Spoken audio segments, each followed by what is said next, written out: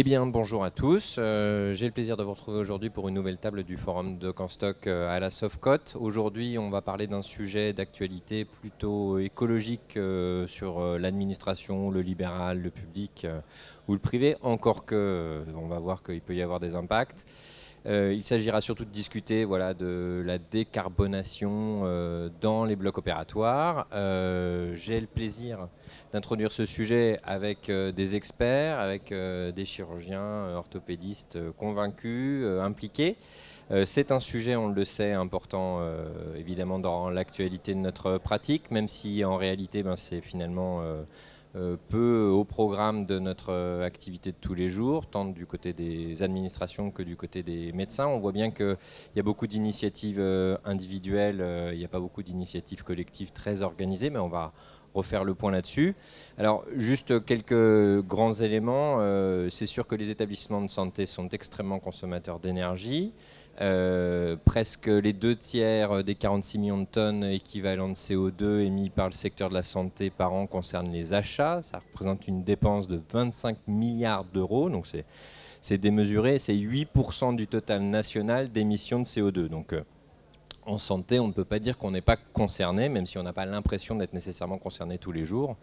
C'est gigantesque et les blocs opératoires sont particulièrement consommateurs et producteurs dans cette affaire, par évidemment la consommation d'électricité, mais la consommation d'anesthésiques et de détritus en tout genre que l'on utilise dans les usages uniques.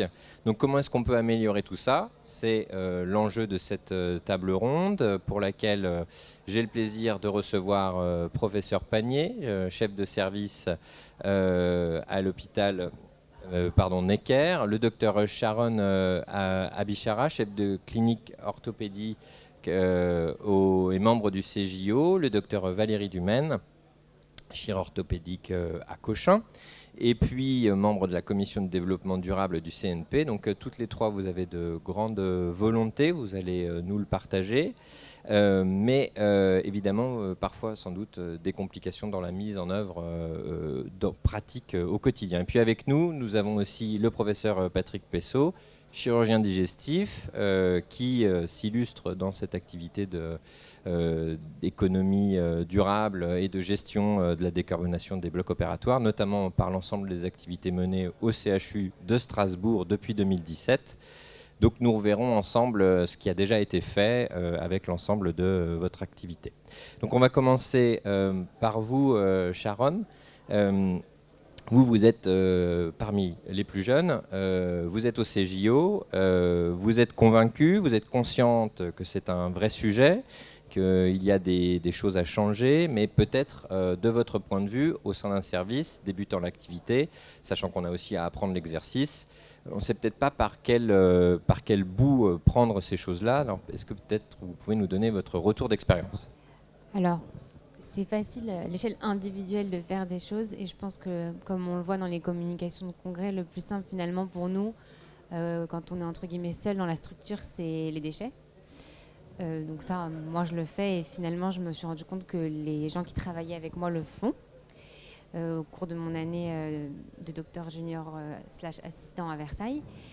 Et effectivement, quand on a toute la lourdeur administrative et la chirurgie à gérer en même temps, on a très peu de temps pour s'investir pleinement et porter soi-même le projet. Donc c'est sûr qu'à l'échelle de la structure, en tant que jeune, c'est plus difficile d'être celle qui initie les choses. Néanmoins, c'est possible. C'est possible de faire au quotidien des petites choses pour améliorer notre prise en charge écologique dans le bloc opératoire et dans le service en général. Est-ce que, justement, de votre point de vue, on peut donner des exemples concrets d'actions que vous auriez déjà menées? Moi, quand je fais de la chirurgie de la main, je passe derrière la penseuse, j'enlève systématiquement la poubelle jaune de ma poubelle qui est à côté. Je mets tous les champs, toutes les compresses dans la poubelle noire. Je vide la poubelle jaune dans la poubelle noire. Nous, on a, quand ils mettent des champs dedans, moi je refuse. Les champs, ils sont pas souillés. Mais il n'y a pas le choix. Enfin, c'est pas bien, mais c'est le minimum que pour le moment, moi, j'arrive à faire. C'est pas bien réglementé, mais c'est ce que, à l'échelle personnelle, je fais. Et puis, j'ai pris du temps, mais je fais hyper attention à ne pas demander de matériel en avance. Ou pas demander trop de matériel en avance. Les fils, enfin surtout les fils en fait, les fils c'est systématiquement quand je suis à l'étape de la fermeture et c'est systématiquement un fil parce que j'utilise le même pour la peau et la sous-peau. Les lames de bistouri, j'interdis les lames de bistouri jetables. Donc c'est très individuel, c'est pas du tout quantifiable et on ne peut pas l'imposer aux autres, ni chirurgiens de la même spécialité, ni au-delà. Mais ça, c'est ce que moi, j'arrive à faire à ma petite échelle. Alors, on comprend bien que du coup, ça c'est l'interprétation personnelle pour faire au mieux. J'imagine qu'il peut y avoir une contamination auprès peut-être des autres confrères, consoeurs les plus proches. Mais si on veut remonter d'un étage et arriver à toucher chef de service et puis peut-être plus loin la CME ou que sais-je, pour faire mobiliser, est-ce que c'est pas un peu impossible? Non, c'est pas un problème de chef de service, c'est un problème de, je pense, mais vous me corrigerez, de législation de lourdeur administrative dans l'établissement. Il faut que ça passe par des commissions, c'est des commissions qui se réunissent une fois tous les 3 mois ou je sais pas combien. Il n'y a rien qui est... Enfin, il y a des projets qui sont faits, mais finalement, ça prend tellement de temps qu'en 6 mois ou en 1 an, moi, j'ai pas vu d'énormes avancées, ni là où j'étais en DJ1, ni là où j'étais en DJ2. Donc, je pense que c'est pas un problème de volonté de chef de service, c'est un problème de volonté de l'établissement. En fait, rien que pour mettre un malade au bloc, on est heurté à 10 correspondants différents, mais pour changer une pratique... global, c'est le pharmacien, le chef du bloc, le chef de l'anesthésie du bloc. C'est plus ça, c'est plus la multidisciplinarité que ça impose. Je pense qu'il est difficile aujourd'hui à faire avancer, pour faire avancer les choses. Alors je reviendrai vers vous après, mais professeur Panier, vous êtes chef de service à Necker. De votre point de vue, c'est une tâche qui incombe une de plus à la chefferie de service ou c'est à d'autres instances et puis quelle est votre expérience, vous, localement, de cette gestion? Au niveau institutionnel, ça fait partie des axes prioritaires qui ont été développés par Nicolas Revel. Et À donc, Necker. non, au niveau de l'échelle de l'AP. D'accord. Donc ça fait partie des axes prioritaires et tout projet est plutôt stimulé. Alors, c'est vrai que c'est des dossiers, c'est des démarches administratives, mais ça fait partie des axes prioritaires recommandés actuellement pour l'assistance publique.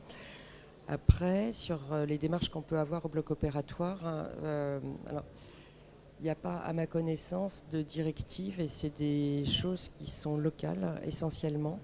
Nous, c'est à l'initiative des anesthésistes et des infirmiers anesthésistes, des IAD surtout, qui en fait, et des IBOD. Donc, et après, c'est une démarche qui est collective. On n'est pas sur des démarches individuelles, on a cette chance-là. Et tout le monde, participe en fait au recyclage. Donc c'est le fait de ne pas demander de matériel jetable, c'est le fait de ne pas avoir de fil sur la table et de demander uniquement le matériel dont on a besoin. Et puis tout ce qui est recyclable est recyclé. Ça veut dire que tous les plastiques sont recyclés, tous les métaux non souillés, et ça peut-être qu'au niveau adulte ils ont plus de matériel, nous on en a assez peu, tout est recyclé avec des filières qui sont locales. Donc c'est une espèce de cercle vertueux où tout ce qui est métallique est vendu, c'est pas Prec qui vient les chercher. Et donc c'est vendu à la tonne et les sous sont récupérés par une association qui s'appelle les Petits Doudous, de manière à pouvoir payer des cadeaux pour les enfants. Et tout ce qui est plastique est récupéré par une association qui s'appelle les Clay d'Handisport. Et c'est revendu en fait à des sociétés qui refont des paillettes plastiques, des pare-chocs de voitures, des cagettes. Et les sous récupérés partent pour le matériel, pour les gens qui sont handicapés, de manière à faire des prothèses, des fauteuils, etc. Donc là, c'est très organisé. C'est organisé, mais institutionnalisé. Alors non, c'est pas institutionnalisé parce qu'en fait c'est une démarche qui est faite à partir du bloc opératoire sur des gens qui ont une conscience écologique avec une green team où c'est essentiellement, enfin les chirurgiens participent mais c'est à l'initiative des IAD et des IBOD. Et pourquoi à l'initiative des soignants, et en particulier des IAD, plus que du côté chirurgien? Peut-être parce qu'ils ont plus de temps pendant l'intervention, D'accord. c'est peut-être voilà. Et puis peut-être qu'il y a une conscience collective qui a été plus précoce que celle des chirurgiens, c'est possible aussi. Le point de départ, justement, c'est venu des soignants ou des chirurgiens médecins? C'est venu des IAD. C'est venu des IAD. Mm. Et ça date de... Ah, ça fait plusieurs années, ça doit faire 5-8 ans. D'accord. Ça a été assez précoce en fait Oui. comme démarche. D'accord. Ok. Et ça s'inscrit en fait dans une volonté actuelle de décarboner les blocs, mais c'est vrai que c'était une prise de conscience qui était précoce, probablement parce qu'on travaille chez les enfants et qu'il y a une volonté de préserver la planète pour le futur des enfants. Mais vous avez dit que c'était donc à l'échelle de la PHP. Alors les 30 leviers, ça date de quoi? Ça fait 1 an je pense, hein. Même pas 1 an. Et donc en fait les démarches institutionnelles incitatives pour décarboner les blocs, ça fait et tout le matériel qu'on peut utiliser aussi en hospitalisation, ça fait moins d'1 an. D'accord. Est-ce que vous pensez que du coup l'extension au reste de la PHP, parce que vous l'avez dit peut-être qu'à Necker, parce que hôpital d'enfants, peut-être qu'il y a plus de sensibilisation naturelle sur ces sujets-là, ça va être peut-être difficile? Il faudrait qu'on arrive à trouver des systèmes de recyclage qui soient institutionnels en fait, et pas des démarches locales. Donc ça fonctionne très bien parce que là c'est un cercle vertueux, ça permet de payer des cadeaux aux enfants, c'est une très belle démarche. Mais c'est vrai que probablement on ne recycle pas tout, qu'on pourrait recycler beaucoup plus. Si on avait une démarche qui était collective au niveau institutionnel avec des filières de recyclage, on serait probablement plus efficace. Alors justement, vous, docteur Dumaine, à l'échelle du CNP, comment est-ce qu'on peut estimer que vous vous saisissiez de ce sujet? Peut-être juste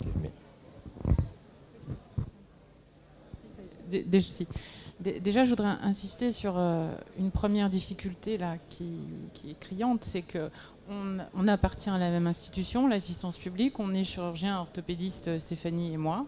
On travaille dans 2 blocs différents où le comportement est complètement différent. C'est-à-dire qu'à Necker, ils en sont à la 8e année de recyclage. À Cochin, on n'a même pas commencé.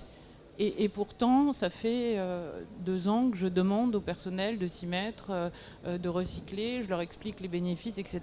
Et en fait, on met en avant le fait que on n'est pas assez nombreux, donc on ne va pas recycler. Et donc, ça devient presque une arme de RH, quoi. Donc tout ça pour dire qu'on appartient à la même institution. Il y a effectivement des commissions qui sont mises en place, mais en pratique, il ne se passe rien. Donc, moi, la seule fois où j'ai été contactée par la commission, c'était pour des histoires de recycleurs d'eau.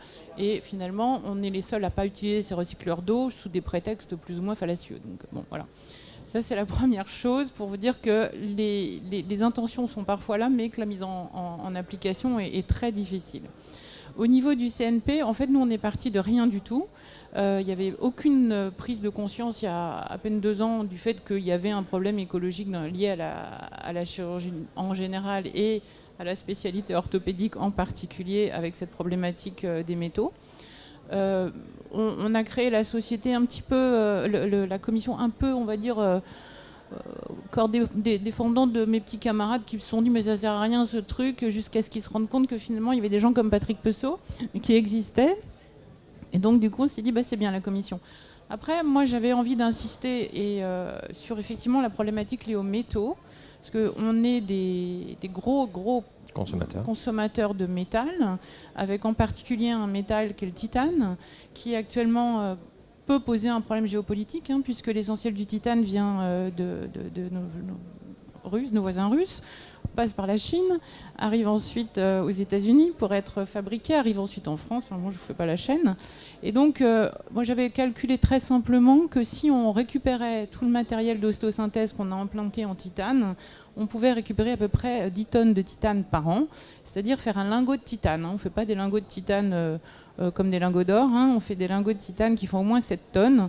Et donc, on pouvait faire un lingot de titane et demi si on récupérait le matériel. Pour le recycler ? Pour le recycler. Donc je me suis un petit peu intéressée à la question, et là, les obstacles apparaissent très vite en fait. C'est « Ah ben oui, mais ça a été dans un malade, donc c'est souillé, on ne peut plus y toucher. Oui, mais enfin ça va partir dans des fours à des températures. Ah oui, mais non, ça c'est pas possible. Ah, d'accord. Donc après, je me suis rapprochée d'associations qui effectivement le font, mais qui ont mis en place des procédures qui ne sont pas tout à fait dans les clous de la réglementation. Alors on transforme du DASRI en DAOM, bon, mais voilà quoi. Donc en fait, il y a des leviers réglementaires qui pour l'instant ne bougent pas, même si Patrick va nous parler de choses qui commencent à bouger, mais c'est très compliqué quoi. Donc, et puis bon, vous avez des dépôts enfin vous récupérez du métal, ensuite il faut effectivement le transporter, trouver les sociétés qui existent, hein, et surtout en France, on est même pionnier dans le recyclage du titane par exemple. Mais bon, il faut le véhiculer jusqu'à eux, etc. Et il faut mettre en place ça.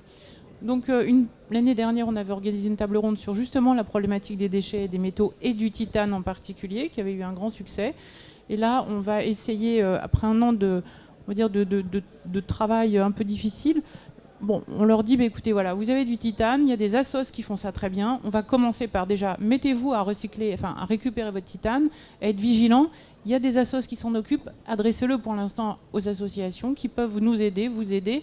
Puis peut-être que ça va aboutir à une prise de conscience de la part des collègues et qui plus largement va se mettre à récupérer son matériel, va être impulseur dans les blocs opératoires pour que ça se fasse. Mais là, on comprend bien que les freins, ils ne sont pas au niveau des opérateurs. Peut-être ils sont plutôt même commerciaux, peut-être même de réglementation, d'autorisation. Il y a des freins individuels, c'est-à-dire que les chirurgiens, il faut qu'ils prennent conscience quand même que c'est important.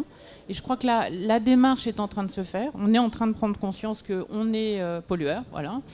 Les industriels, les pauvres garçons, ils sont tellement embêtés avec leur MDR et l'industrie presque qui croule sous la misère, quoi. Donc voilà, c'est compliqué. Hein, ah oui. Et donc, et les réglementations, le législateur a peur, parce que nous sommes en France, le principe de précaution est inscrit dans la Constitution, je vous le rappelle. Mais ça voudrait dire qu'on ferait mieux dans certains pays étrangers ? Il y a certains pays étrangers qui font bien mieux, notamment en termes de recyclage et de réutilisation du matériel à usage unique. Mais là aussi, je crois que Patrick aura des choses un peu positives à nous annoncer. C'est l'occasion justement de passer la parole. Patrick Pessot, vous êtes très impliqué depuis 2017, vous avez mis beaucoup de choses en place au CHU de Strasbourg. Quelles sont, selon vous, votre vision, ce que peuvent faire le CRS, la FHF et d'autres institutions, le ministère ? Quels sont les grands projets aujourd'hui sur lesquels concrètement on va être tous probablement challengés, puisqu'il y a des réticences individuelles qu'il faudra devoir dépasser outre les problématiques réglementaires ? Alors, je crois qu'on a tous été un peu, moi aussi, initiés par nos collègues anesthésistes qui ont été les premiers pionniers. Le congrès 2017 de l'ASFAR, qui a été les premiers à faire des communications. Et c'est comme ça que moi j'ai été incité localement par mon anesthésiste de travailler sur les déchets d'une partie et puis eux sur les gaz anesthésiants et tout ça. Alors moi alors c'était pas institutionnel à l'époque, c'est en effet partie du terrain. Beaucoup d'initiatives quand vous regardez à l'échelle d'un hôpital, parce que là on parle des soins, mais la restauration, les transports, l'énergie, à chaque fois c'est souvent les gens qui sont au niveau du terrain, qui ont proposé des choses, qui ont été voir leur direction en disant il faudrait qu'on fasse ça. Et voilà. Donc nous on est parti aussi du terrain. Et alors j'ai une petite expérience différente. Moi j'en dis que c'est une opportunité pour nos équipes. Honnêtement, quand l'anesthésiste est venu me voir en me disant il va falloir qu'on fasse du tri et tout ça, j'ai eu la même réflexion. J'ai dit, alors c'était 2017, hein, début 2018, c'était avant la crise Covid, les hôpitaux n'étaient pas aussi en pénurie de personnel, voilà. Mais je me suis dit, si je leur demande à la fin aux IBOT de couper les fils de bistouri électrique, de décontaminer les lames de laryngoscope, tout ça, ça va être la révolution. Et en fait, ce qu'on a fait, on a mis tout de suite les anesthésistes, les IAD, les hygiénistes, la pharmacie, les chirurgiens, les IBOD, et on a fait un groupe de travail des gens qui étaient un peu motivés pour leur dire, voilà, on aimerait mettre des choses en place, on va commencer de petit, est-ce que vous êtes d'accord ? Et en fait, elles se sont pris, alors plutôt parce qu'il y a beaucoup de femmes au bloc opératoire, mais elles ont pris un groupe de travail avec les cadres, c'est elles qui ont pris le projet. Et aujourd'hui, je dis, je ne contrôle plus rien. C'est-à-dire qu'on vient me toquer à la porte, mais pourquoi on n'a pas encore fait ça, M. Pessot ? Et pourquoi on ne fait pas ça ? Voilà. Et ça est parti d'un bloc, ça a diffusé au bloc à côté, et comme nous, c'est B-site, ça a diffusé à l'autre site aussi. Alors, c'est pas la PHP où il y a 50 sites. Voilà. Mais donc, c'est parti du terrain avec une motivation, et en fait, c'est leur projet, elles le font, personne ne les embête, parce que ça ne coûte pas d'argent. Et donc, en fait, elles ont redonné du sens, et elles ont un projet qu'elles développent. Donc c'est Et ça, donc la moi, Green Team. et moi je pense que voilà, et la Green Team, et nous c'est ce que je dis, hein, elles ont à l'entrée du bloc, elles ont un panneau d'affichage quand on rentre au bloc, c'est leur panneau, ce qu'on a à faire, ce qu'on a à faire, une publication dans le WhatsApp doc, elles le mettent, elles ont eu quelques, voilà. Et donc c'est leur panneau d'affichage quand on rentre dans le bloc, c'est la Green Team. Et donc moi je l'ai vécu en termes de chef de service comme manager comme un souffle un petit peu dans mes équipes qui étaient à bout de souffle sur beaucoup de choses. Donc voilà, et on est parti doucement. On a commencé sur les lames de laryngoscope, donc le métal, les fils baby-story électriques, et puis les anesthésistes. Voilà. Et en fait, il y a aussi toujours un peu besoin d'un leader qui fait, mais en effet, quand on est interne ou quand on est chef et qu'on est tout seul à faire son tri, voilà. Mais donc nous, on a formé les infirmières, enfin, elles se sont auto-formées sur les DASRI. Qu'est-ce que les DASRI? Dès qu'il y a une nouvelle infirmière ou une intérimaire, c'est affiché partout. Qu'est-ce qui est DASRI, qui n'est pas DASRI? Dans la salle de réveil, il y a des affiches qui ont été mises partout. Moi, j'ai travaillé sur les boîtes pour diminuer les boîtes. Déjà, on a des boîtes, nous, pour une appendicite, on a des boîtes où il y en a les glandes vasculaires, les machins. On a retravaillé sur toutes nos boîtes pour moins stériliser, donc économiser de l'eau.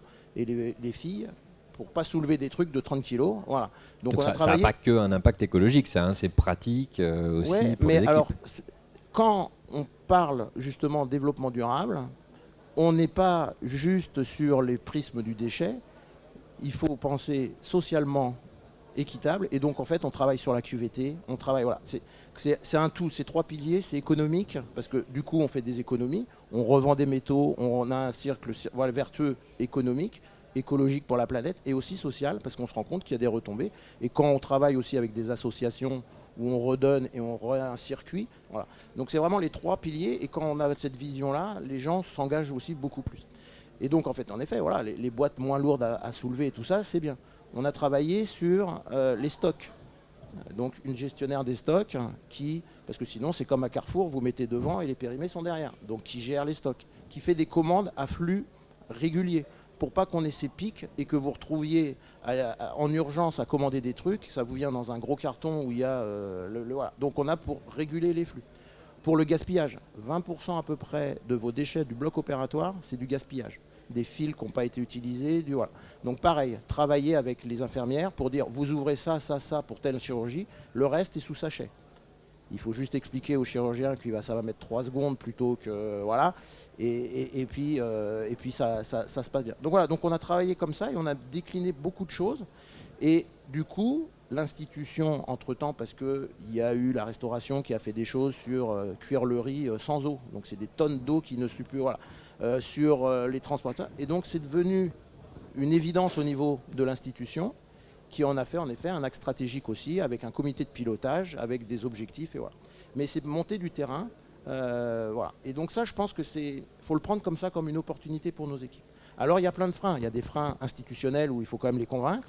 Il y a des freins législatifs, réglementaires, qui vont être levés probablement, j'espère, au fur et à mesure. Alors on parlait de la réglementation de retraitement de matériaux à usage unique, ce qu'on appelle le reprocessing, c'est-à-dire une pince qui est normalement fabriquée et jetée. Il y a une législation européenne qui autorise de faire du reprocessing, de retraiter. La France s'était toujours opposée. PLFSS, il y a 15 jours, ça a été voté. Donc il va y avoir une expérimentation qui va être développée dès 2024 pour qu'il y ait normalement 4 établissements ou 4 GHT sur certains produits pour avoir une expérimentation avec une évaluation qui va être mise en place dès l'année prochaine. Donc on imagine un appel à projet. Donc appel à projet, voilà. Donc parce qu'il y a une feuille de route nationale qui s'est mise en place mai 2022, portée par le ministère, avec une feuille de route et qui va se décliner le mois prochain par une convention signée avec la majorité des parties prenantes. Donc ça faisait partie des prérogatives donc, qui ont été votées là sur le reprocessing. Il y a par exemple sur ce qu'on disait, 50% de notre impact carbone de la santé, c'est le médicament et l'EDM. À titre individuel, alors déjà on n'est pas beaucoup, mais alors c'est pas nous qui allons changer la fabrication d'un médicament. Voilà. Donc une des feuilles de route et une des choses qui est dans la feuille de route qui va s'appliquer donc dès 2024, c'est de mettre en place un éco-score. Alors, je l'appelle éco-score, je ne sais pas. Mais Comme le Nutri-Score. Comme le Nutri-Score, c'est-à-dire, donc là c'est lancé, il y a un appel Bercy a lancé là un appel pour réfléchir à la méthodologie 2024 pour après décliner comment on va faire. Et l'idée, ça va être ça, c'est d'avoir des achats responsables, c'est-à-dire quand aujourd'hui vous achetez votre pince, votre prothèse, votre... voilà, eh ben, il y aura un score, alors je ne sais pas comment il sera, est-ce que ça sera ABCDE, est-ce que ça sera... Voilà. Mais que quand on a un achat, il n'y a pas que juste les euros. Et ça va rentrer dans la législation dès 2024. Voilà, donc il y a des choses qui bougent, qui peuvent être faites à l'échelle vraiment individuelle, institutionnelle. Les ARS s'en emparent. Les ARS Grand Est, par exemple, ça fait partie aussi des feuilles de route, donc au niveau territorial. Et puis maintenant national. Donc je pense que le chemin est en train d'être pris, mais c'est pas encore gagné. Hein, mais, Professeur Panier, vous vouliez rebondir?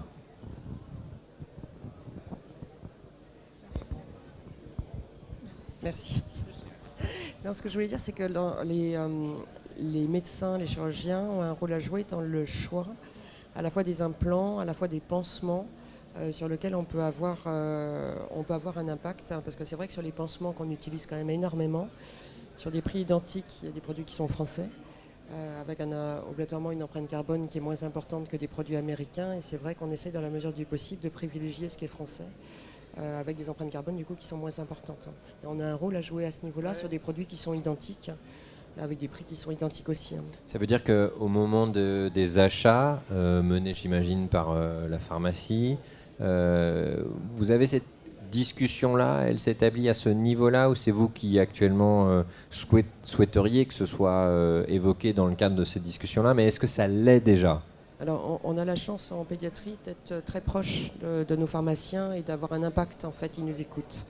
Et puis après, sur des pansements comme les interfaces, où en fait, il y en a plusieurs au marché, c'est nous qui choisissons. Et donc, les petites interfaces grasses qu'on met sur toutes les plaies, etc., et qu'on met beaucoup chez les enfants, c'est vrai qu'on a le choix de ce qu'on met. Et donc, on peut choisir justement un produit avec un impact carbone qui est moins important.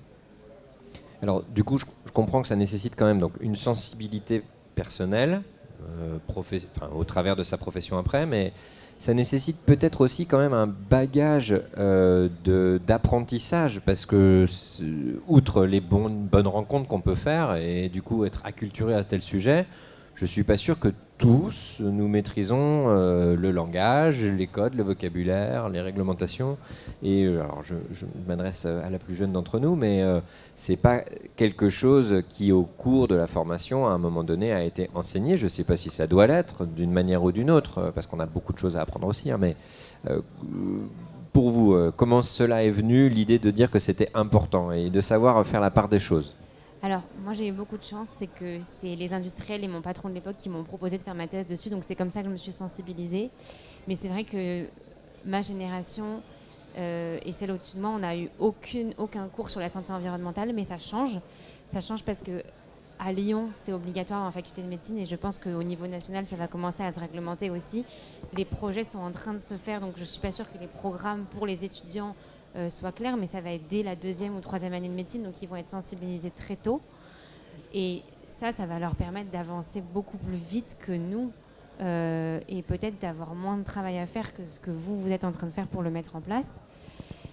Et je veux juste rebondir sur quelque chose que vous avez dit, que vous êtes sur 2 sites et que vos 2 sites ont réussi à finalement avoir la même politique sur le traitement des déchets et l'écologie. Nous, par exemple, on est 3 chirurgiens qui appartenant au même groupe hospitalo-universitaire et on n'a pas du tout la solidarité de bénéficier de tout ce que Necker par exemple a fait pour le mettre à Cochin ou à Pompidou, et c'est rien qu'à cette échelle-là, c'est dommage parce que c'est tellement pas, je dirais pas simple, mais probablement plus simple quand même qu'à l'échelle de tout la PHP. Et si on y arriverait sur 3 hôpitaux, on y arriverait sur la moitié des hôpitaux de la paix, avec Paris 5, Paris 7.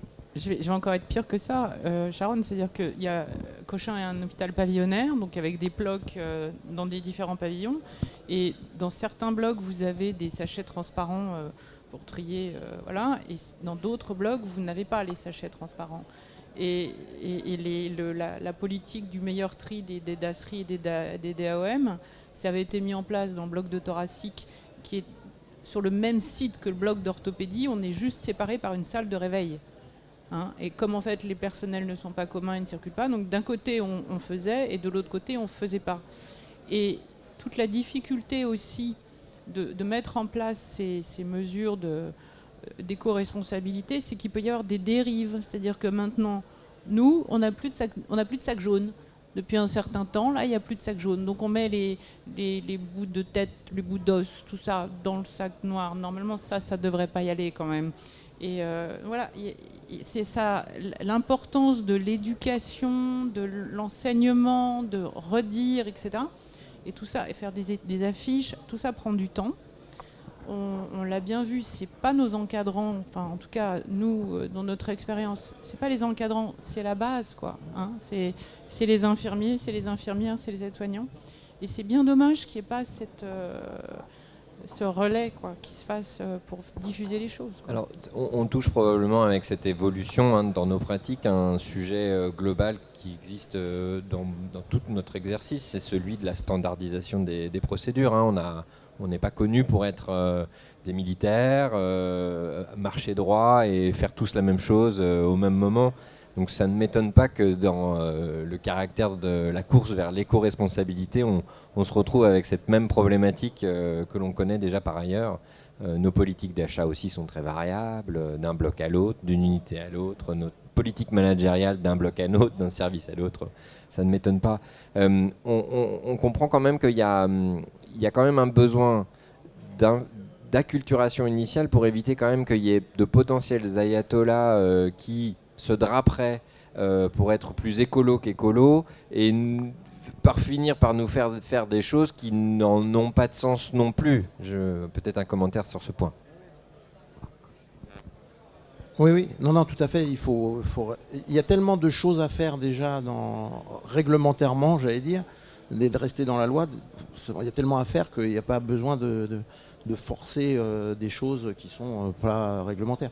Alors sur les DASRI, justement, la DGOS va sortir début d'année une révision du guide des DASRI qui les a revus. Donc ça devrait sortir fin d'année ou début d'année prochaine. Donc ça fait partie aussi des choses parce que quand on le lit, on peut le lire aussi d'une façon ou d'une autre. Qu'est-ce qui est DASRI, ce qui est pas DASRI. Donc voilà, donc ça va être éclairci. Alors pour la formation, en effet, ça commence par là, la culturation des gens au niveau de nos institutions managériales. Donc là, dans la feuille de route, il y a une formation qui va être développée pour tout, normalement, la fonction publique hospitalière, en commençant, alors c'est l'ANAP qui est en charge, en commençant par le triome de nos têtes pensantes, DG, président de CME, probablement pour les universités avec les doyens, et directrice de soins. Donc pour les former eux, pour qu'après, et puis quelques-uns, puis après que eux forment en interne. Voilà. Donc il y a cette formation-là. En effet, pour ce qui est de la médecine, il y a eu un MOOC qui a été mis en place donc, par le docteur Serfati à Lyon et qui devient maintenant obligatoire, troisième année de médecine, enfin optionnel, mais qui peut être accès à toutes les étudiants en troisième année de médecine. Et là, il y a le professeur Zivlensky, anesthésiste de Marseille, qui est en discussion pour essayer d'avoir une formation pour tous les internes de chirurgie, enfin tous les internes, toutes les disciplines, d'une formation d'une 20aine d'heures. Donc il devait voir la conf des doyens, je crois, la semaine dernière. Donc il est en cours d'essayer d'élaborer ça, ce qu'on appelle un ETU, là, enseignement transversal universitaire, qui pourrait être axé pour tous les internes, pour qu'il y ait une formation de base aussi pour tous les internes. Voilà. Donc en effet, ça passe par la formation. Et ça bouge aussi tout doucement par là aussi. Un commentaire, non sur, Non, moi je trouve ça très bien. Ils seront formés beaucoup plus jeunes, ils seront sensibilisés beaucoup plus jeunes. C'est sûr que dans 10 ou 15 ans, quand ils seront diplômés, nous, on aura déjà probablement travaillé et fait avancer les choses, mais ça sera beaucoup plus simple de l'inculquer dans ces pratiques, parce que je pense que même s'il y a des gens qui ont une fibre écologique, il y a quand même beaucoup de personnes parmi nous qui ne savent rien. Et l'autre chose, c'est, on a parlé de législation un peu, je pense qu'il y a un peu de législation à faire du côté des industriels, parce que nous, on a parfois des trucs recyclables au bloc, mais en fait, je ne sais pas si le plastique de l'industriel qui me donne un truc à usage unique est recyclable. C'est pas marqué. Donc je ne sais pas si je dois le mettre dans la bonne ou la mauvaise poubelle. Et je pense que ça, c'est pas difficile de l'imposer en termes de législation, de la même manière que quand on va acheter des produits standards ou quand on se fait livrer un colis, on sait si c'est recyclable, de le mettre sur nos emballages d'encre, nos emballages d'implants, nos emballages de... Pas qu'en chirurgie orthopédique, en uro et en dige aussi, vous avez du matériel, du consommable et vous ne savez pas si c'est du plastique recyclable, si c'est du métal qu'on peut mettre... Enfin, Donc un effort à faire sur la labellisation. ouais, mais ça c'est à l'échelle étatique. Oui, mais ça viendra peut-être avec le score, c'est un petit peu dans la même idée. Moi j'ai dans l'idée quand même aussi qu'il y a des gens qui s'en moquent de tout ça. Je ne peux pas imaginer que l'ensemble de la profession, elle est vertueuse d'un seul coup et qu'elle se dit demain qu'elle doit être absolument éco-responsable. Alors du coup, vous êtes évidemment convaincu, sinon vous ne seriez pas sur ce plateau. Mais ce que j'ai envie de savoir de vous, c'est si quelqu'un venait à avoir une attitude non éco-responsable, je ne sais pas si d'abord vous l'identifieriez dans votre équipe, mais surtout qu'est-ce que vous pourriez être amené à lui dire pour le faire changer, parce que ça va venir aussi de la communication qu'on a entre nous pour arriver à faire évoluer les mœurs. C'est assez rigolo parce que la semaine dernière, j'ai surpris un jeune PH dans une attitude qui me paraissait complètement choquante, à savoir il a besoin d'un tenseur pour serrer ses fils. Bon, déjà il a qu'à apprendre à serrer, ça va aller mieux. Et non seulement il a besoin d'un tenseur, mais en plus c'est un truc à usage unique. On a la possibilité de l'avoir soit en usage unique, donc avec une boîte, s'il faut une boîte pour un tenseur, je sais pas quoi, soit il y a une boîte avec le tenseur que vous pouvez restériliser, qui est un grand conteneur. Donc ça va vous parler, quoi, un grand conteneur pour un tenseur. Donc là, je lui dis non mais attends, ça va pas du tout là, tu fais pas venir ça. D'abord, ça va prendre de la place, ça n'a aucun intérêt. Si tu sais pas serrer un fil, apprends, ça sera plus intéressant. Et donc il me répond ah oui non mais allez, donc je lui sors des arguments d'éco-responsabilité. Et là il me dit ah oui non mais s'il faut revenir à l'âge de pierre, opérer avec une bougie, je lui dis non, il faut pas revenir à l'âge de pierre, opérer avec une bougie. Si justement tu ne veux pas revenir à l'âge de pierre et opérer avec une bougie, tu fais pas ce genre de choses. Donc c'est quand même assez surprenant. Mais voilà, donc je suis intervenue en disant niet, on n'aura pas ce système-là. Mais c'est pareil, les industriels ne sont pas très sympas. Ils vous vendent des trucs avec 15 boîtes pour faire une prothèse de genou, quoi. Non, c'est trop, quoi. Et il faut eux aussi qu'ils réfléchissent à nous vendre des choses qui soient plus éco-responsables. Un clou, un guide de clou. Un clou, un guide de clou, 2 mèches. Alors qu'avant, on utilisait la mèche, quand on trouvait qu'elle était un peu usée, on l'achetait. Bon, il y a quelques patients qui se sont retrouvés avec le clou verrouillé avec la mèche. Bon, c'est pas joli sur la radio, mais enfin, ils vont bien, les patients. Et donc, il y a aussi une espèce de pression des industriels, notamment sur les plus jeunes, qui sont un peu naïfs, quoi. Hein. Et ça, il faut que ça cesse, quoi.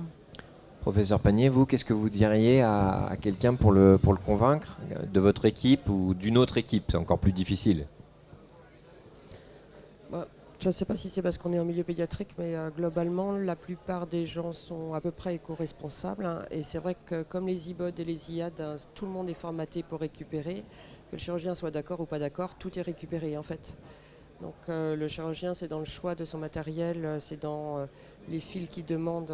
Éventuellement, il peut avoir un rôle. Hein, mais sur ce qui est récupérable, tout est récupéré au niveau des infirmières de bloc. Donc, de votre expérience, quand même, un enjeu dans la mobilisation des acteurs, c'est quand même celui des soignants qui sont un liant continu, pérenne, et qui permet du coup de faire bouger un peu les lignes parce que ça gêne un peu, quoi. Il y a un dynamisme, un esprit d'équipe au niveau des IBOD et des IAD qui fait que ça marche très bien. Et c'est vrai que c'est des projets, c'est des beaux projets qui portent et qui sont positifs. Oui. Patrick Pessot, vous dans la Green Team historique à Strasbourg, c'était aussi essentiellement au départ, on a entendu des anesthésistes, mais les soignants ont un rôle aussi extrêmement important. Oui, c'était les soignants, alors ASH, aides-soignants, les infirmières, c'est elles qui ont animé le groupe et c'est elles qui sont maintenant force de proposition, hein, qui viennent me voir. Et donc ce que je disais, même les ASH, là on a le circuit ambulatoire et du coup les collations c'était la bouteille d'eau, elles m'ont dit c'est pas possible, il faut qu'on repasse à la vaisselle, on est prêt à faire la vaisselle. Alors on a acheté un lave-vaisselle, mais voilà, mais elles étaient prêtes à faire la vaisselle et puis elles ont dit il faut qu'on achète une fontaine, on va leur mettre de l'eau de la fontaine et voilà. Et donc notre circuit ambulatoire, ça devient maintenant aussi. Mais c'est elles qui sont venues nous voir et nous dire mais là voilà, c'est bien beau au bloc de faire des choses, mais nous on voudrait le faire en bas aussi au niveau du circuit ambulatoire.